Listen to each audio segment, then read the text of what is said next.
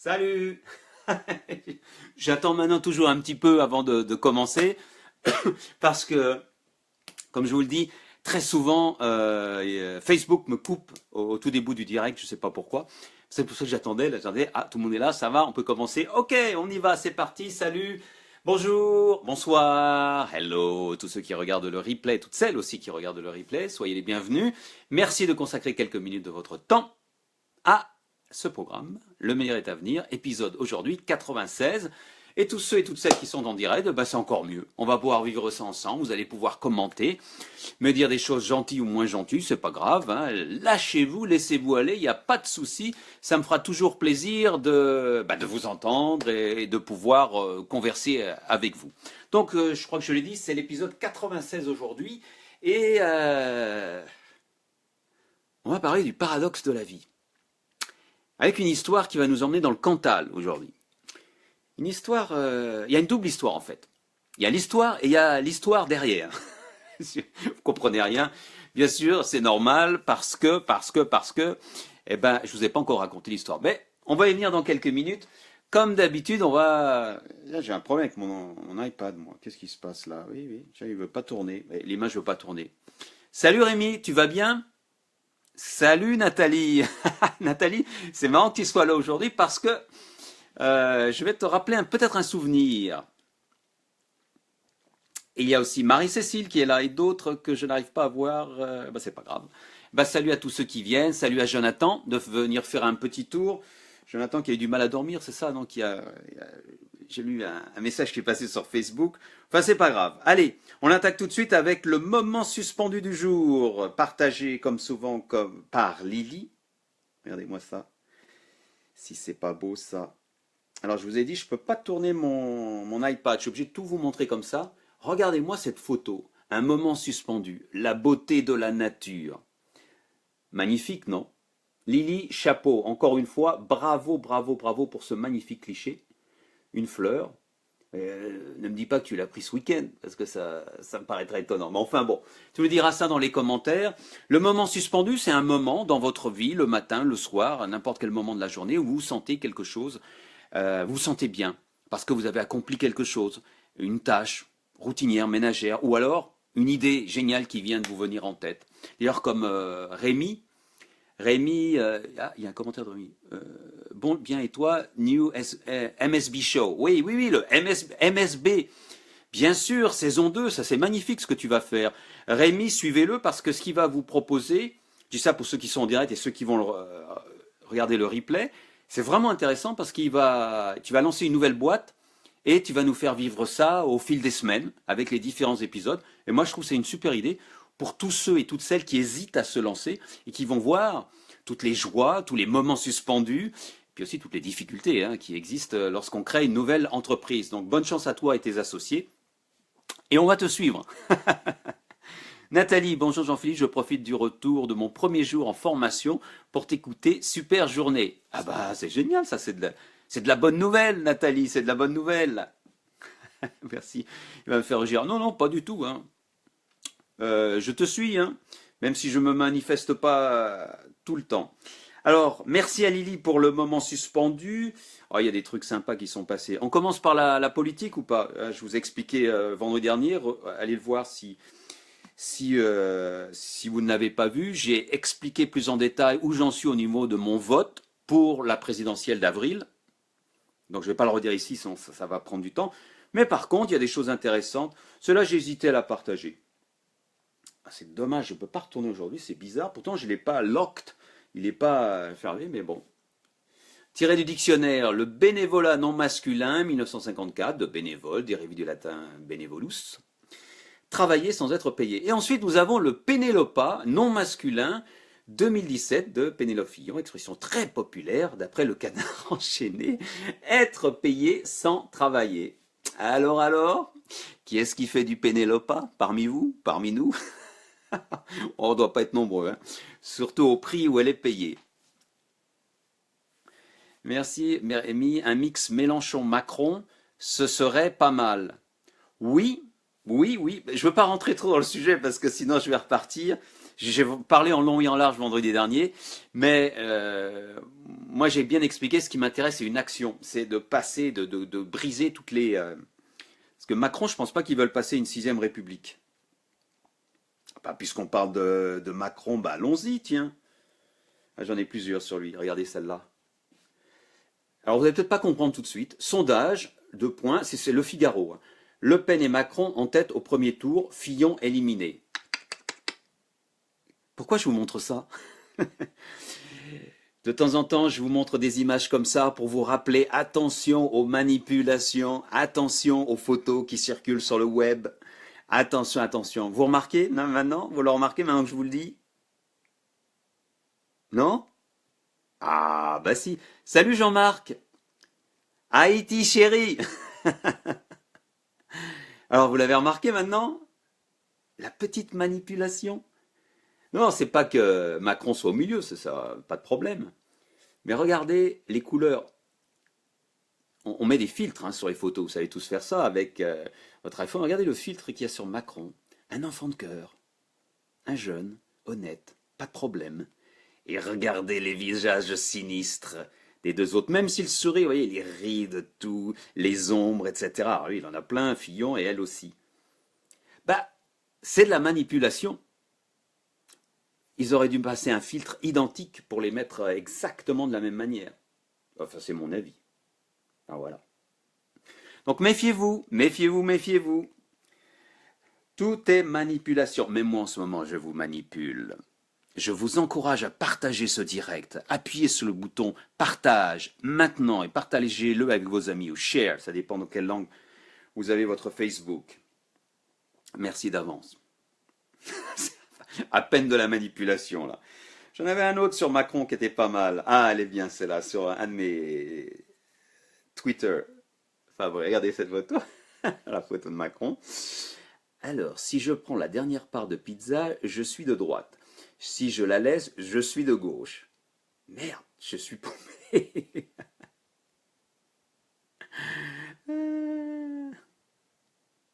C'est pas mal ça. Ça, c'est Mateuil. Mateuil sur Twitter. Il en fait toujours de très très bonnes. Et puis un petit coup de marine, hein, on va pas se gêner. Allez. Je lis même pas. Bon, elle est clairement dirigée, celle-là. Bon, oui, oui, oui, on sait, hein, on sait. On va pas le dire, mais bon. Et il y en avait encore une que je voulais partager. Où est-ce qu'elle est? Celle-là? Non, ben non, ben je crois que j'ai fini. Parce qu'aujourd'hui, je ne les ai pas classées. Donc, on va pas les retrouver. Ah oui, la dernière. Elle est bien celle-là. On est au salon de l'agriculture. Quand les enfants découvrent l'enclos des ânes au salon de l'agriculture. Hein, un âne, un autre âne. Ben là, je sais pas qui c'est celui-là, je ne le reconnais pas, mais bon. Les petits ânes, hein. Voilà. C'est bien fait. Alors, ça a été partagé par qui? Ça a été partagé par Caleb. Rien à voir, on sort de la politique. L'homme parfait ne fume pas, ne boit pas, ne trompe pas, ne ment pas, et surtout, n'existe pas. Merci Jean-Marc pour le partage de la vidéo, super, génial. À nous là, à nous-mêmes qu'est nous-mêmes. J'ai bien aimé ça. Et ah, celle-là, partagée par Steve. Regardez celle-là, elle est pas mal non plus. Lire, c'est comme s'embrasser. Ceux qui ne le font pas souvent, on s'en rend compte avec la langue. Ah, elle est fine, elle est bonne. Elle m'a bien fait rire. C'est fou ce que les gens ont de l'humour. Ah, et celle-là, je l'adore. Je vous laisse lire. Ah, je la mets en noir, elle est plus jolie. Une chaussure sur deux serait de gauche. Non, mais c'est génial. Merci pour les petits cœurs. Et c'est ce Twitter là, P. Friday ou quelque chose comme ça. Il y en a vraiment, vraiment des bonnes, hein. J'en ai d'autres là. On a fait Macron. Celle-là est pas mal non plus. Ah, elle est pas de bonne qualité, mais quand même. Ah, Je vous l'enlève parce que je voulais l'introduire. Si vous avez des problèmes à refuser, on vous demande un service tout le temps, vous avez des problèmes pour refuser. Si vous ne savez pas répondre par la négative, parce qu'il faut savoir répondre par la négative, parce qu'on ne peut pas être disponible pour tout le monde, ou on se fait bouffer, eh bien, utilisez ce petit truc. Comme le dit Shakespeare dans Hamlet, à la ligne 88 de l'acte 3, scène 3, non. Eh ouais, si vous n'osez pas, alors permets-moi de te sortir un coup de Shakespeare, Hamlet, acte 3, scène 3. Non. Avec l'accent british, si possible. Non. Ça n'est pas mal non plus, c'est Pascal qui l'a partagé. Je vous laisse lire, je lis même pas, celle-là elle est bonne. Hein? Qui sommes-nous pour juger? Ouais. Ah bon, on a fait le tour, voilà. Ah, celle-là, je l'aime bien. Je vous présente la salade César. Vous connaissez la salade César, c'est bon à manger. Eh ben voici la salade César. Ah, tu quoque mi fili, Brutus. Excellent. Et puis voilà, je crois qu'on a fini. Ah si, oui, Patrick, qui a... Attends, qu'est-ce qui a partagé celle-là? Patrick, oui. Alors attendez, je suis un petit peu perdu. Ah certes, sur Shakespeare, je voulais le dire, c'est Anne-Laure, vraiment Anne-Laure, merci, elle était géniale. Et Patrick, un copain, écrivain, auteur, indépendant comme moi, il a partagé celle-là. Elle est belle celle-là. Non seulement elle est belle, mais j'ai une histoire personnelle avec ça à vous raconter. Moi, je ne vais pas prendre trop longtemps. Cette image, je l'ai gardée avec moi, c'était en 2012, 2011, 2012, 2012-2013 peut-être, je ne sais plus exactement. C'était au moment où je commençais à publier mes bouquins sur Kindle. Et que ça ne marchait pas, vraiment. Je ne vendais pas. Et je regardais cet éléphant, c'est tout bête, hein, c'est une image, mais je me disais, allez, on continue. On continue à faire un pas, un petit pas et un autre petit pas. Et on garde son optimisme. Cette image m'a tellement marqué, je remercie beaucoup Patrick de me l'avoir suggéré. Vous êtes nombreux à me suggérer des images, vous me les envoyez en message privé, c'est vraiment génial, ou des infos.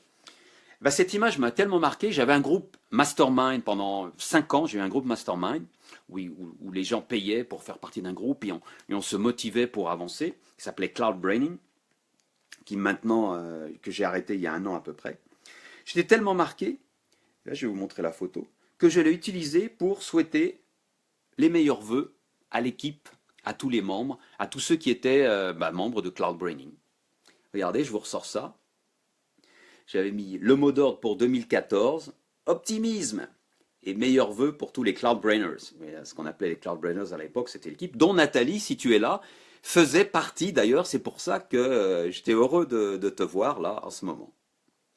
Donc ça, c'était fin 2013-2014, mais c'est valable tous les ans. Optimisme. Allez, n'hésitez pas à prendre cette image, allez la chercher, vous la trouverez sur le web, et faites-en un grand poster que vous mettez au-dessus de votre bureau pour les moments où ça ira moins bien. Il faut se mettre des trucs. Je pourrais vous raconter, j'utilise plein de tactiques, parce qu'on a des hauts et des bas, pour qu'au moment où on est en bas, qu'on puisse remonter. Et ça, c'était une des images qui m'a vraiment marqué, et que, oh, je l'adore, hein, elle est belle cette image, elle est belle.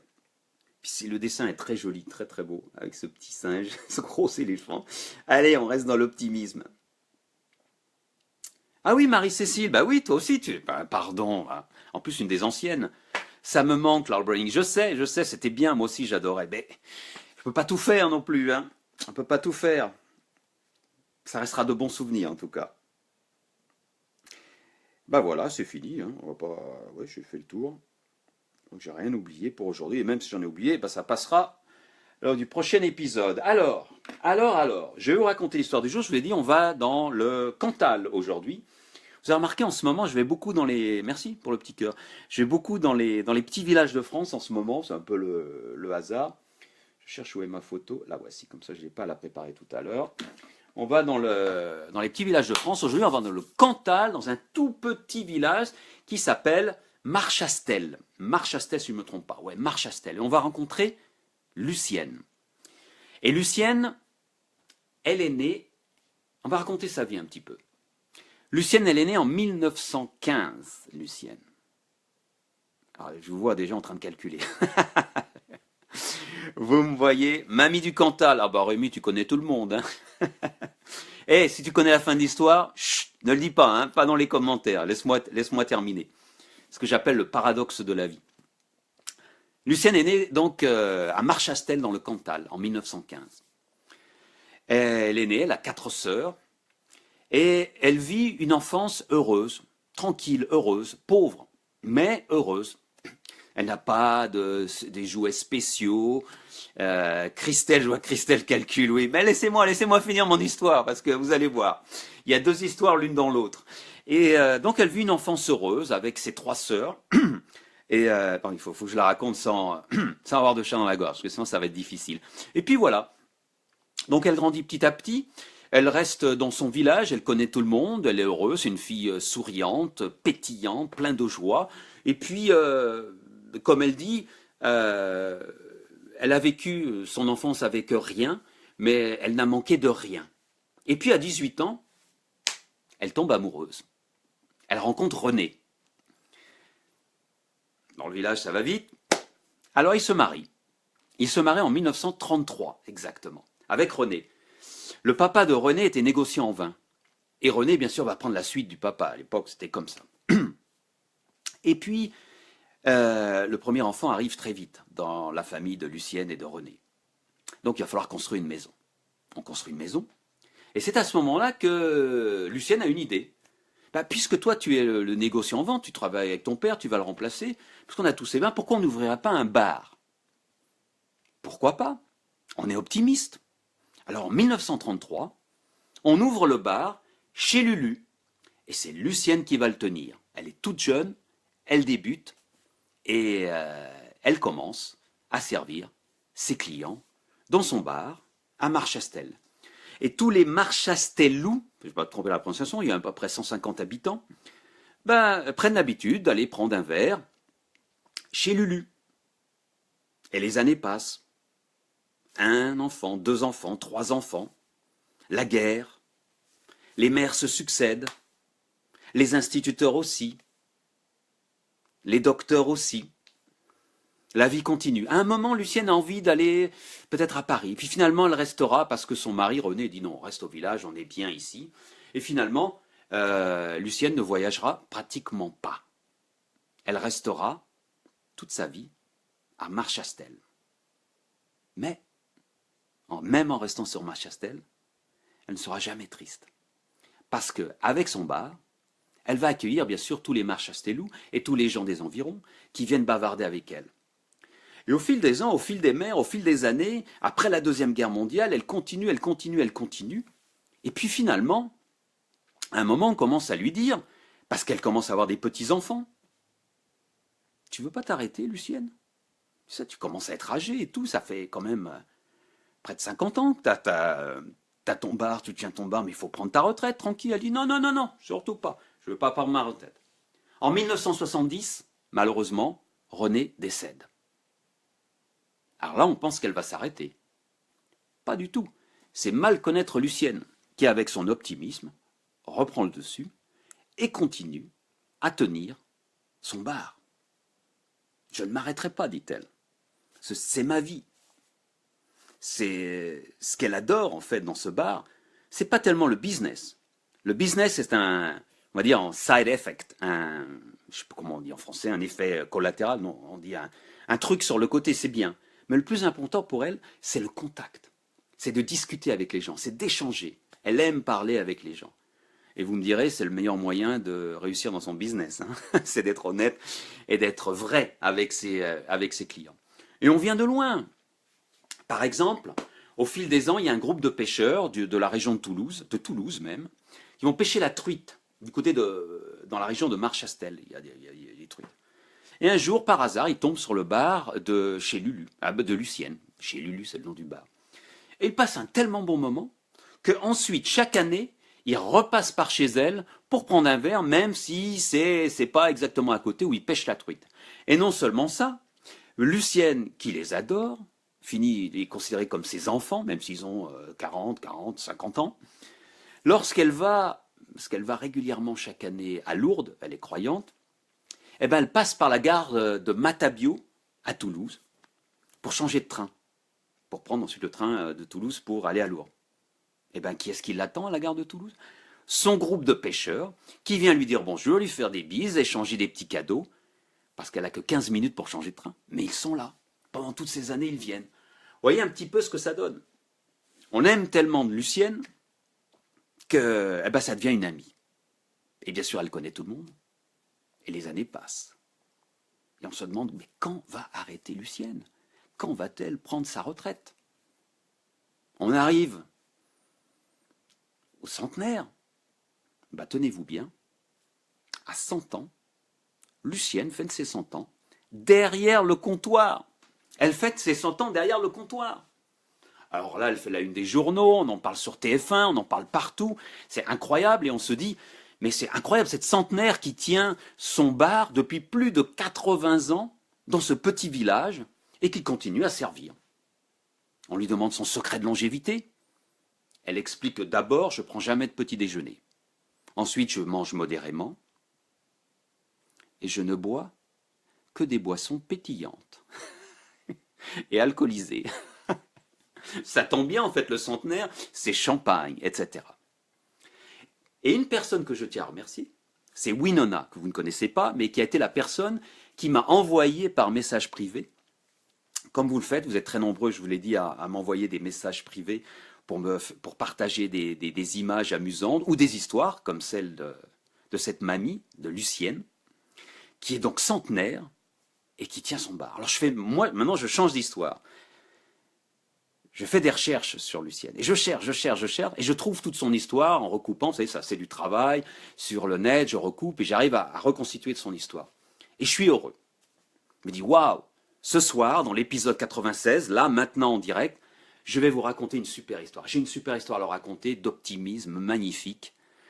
Cette jeune centenaire qui tient son bar depuis plus de 80 ans dans le Cantal, dans un petit village. C'est une belle histoire, non? Et puis en fouillant, je tombe sur un lien. Et là, malheureusement, j'apprends qu'elle est décédée. Eh oui, elle est décédée, Lucienne, en juillet de l'année dernière, il y a donc à peu près 6 mois. Alors ça m'a fait mal au cœur, parce que j'ai appris à la connaître, comme je partage son histoire avec vous, et j'aurais bien aimé qu'elle soit encore là, au moment où je racontais mon histoire. Et après, je me suis dit, mais c'est égoïste ce que je suis en train de faire. Je suis égoïste, pourquoi je voudrais qu'elle... C'est la vie, c'est comme ça. C'est le paradoxe de la vie. Parce qu'on le sait tous et toutes. Un jour, notre vie va s'arrêter. Et le plus important, c'est ce que nous allons faire et vous allez faire de chaque jour jusqu'au moment où elle s'arrête. Et je crois que Lucienne nous donne une magnifique leçon.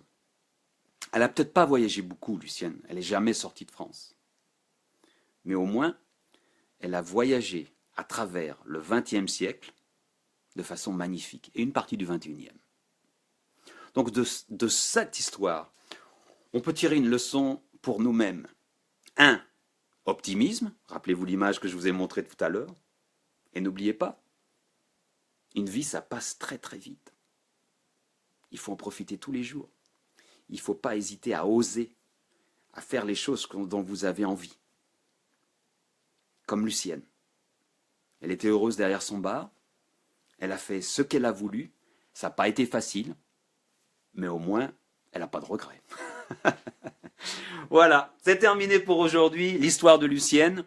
Ah, j'étais très déçu quand j'ai découvert. Et après, je me dis, mais quel égoïste que tu fais. Oui, non, mais c'est pas possible. On va se quitter avec la citation du jour, bien sûr. Voici Lucienne.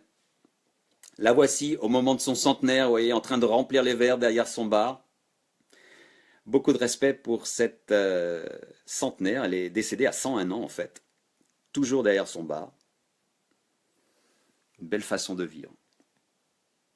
Une belle vie. Allez, la citation du jour, bah, vous allez comprendre tout de suite. Hein. On reste. Ah, ah, ne me dites pas que je ne l'ai pas flippé. Oui, je ne l'ai pas retourné. Enfin bon, je vais vous la lire. Ah là là, ça m'embête un peu, mais bon, c'est pas grave. C'est une citation tirée c'est Paul Léoto. Voilà. C'est une phrase de dialogue. Qu'est-ce que vous faites? Je m'amuse à vieillir. C'est une occupation de tous les instants. Vous pouvez la lire sur plusieurs niveaux. Je vous laisse avec ces citations que j'ai malheureusement pas retournées. Comment j'ai oublié ça? Qu'est-ce que vous faites? Je m'amuse à vieillir. C'est une occupation de tous les instants. Ça peut être une belle occupation, pas toujours facile, mais très enrichissante. Bonne soirée. Au revoir. Merci pour tous ceux qui ont regardé le replay. Et on se retrouve mercredi pour l'épisode 97. Au revoir.